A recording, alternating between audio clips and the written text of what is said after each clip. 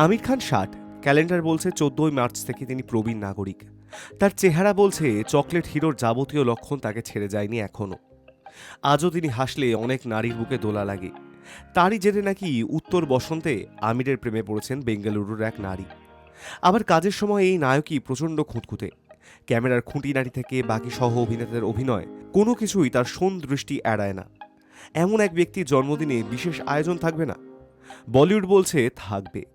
14ই March থেকে 27শে March পর্যন্ত আমির অভিনীত নানা স্বাদের ছবি দেখানো হবে। এই বিশেষ উদযাপনের নাম আমির খান সিনেমা কা জাদুঘর। রবিবার একথা আনুষ্ঠানিকভাবে ঘোষণা করলেন চিত্রনাট্যকার জাভেদ আখতার। তিনি জানিয়েছেন, দেশের বিভিন্ন মাল্টিপ্লেক্সে আমিরের বাছাই করা ছবি দেখতে পাবেন তার অনুরাগীরা। এমন একটি ঘোষণার জন্য কেন জাভেদকে বেছে নেওয়া হলো, তারও জবাব রয়েছে। জাভেদের লেখা চিত্রনাট্যেই প্রথম অভিনয় আমিরের। একইভাবে ফারহান আক্তারের প্রথম ছবি আমিরের সঙ্গে। অভিনেতা সম্পর্কে বলতে গিয়ে জাভেদ বলেন, তিনি কিছুতেই দাঙ্গাল ছবির কথা ভুলতে পারেন না, যেখানে বয়সের আগেই আমির এই ছবিতে বয়োবৃদ্ধ পিতা, 3 কন্যার অভিভাবক। আমিরের সমস্ত ছবির মধ্যে বর্ষিয়ান চিত্রনাট্যকার তাই এই ছবিটিকেই এগিয়ে রাখবেন।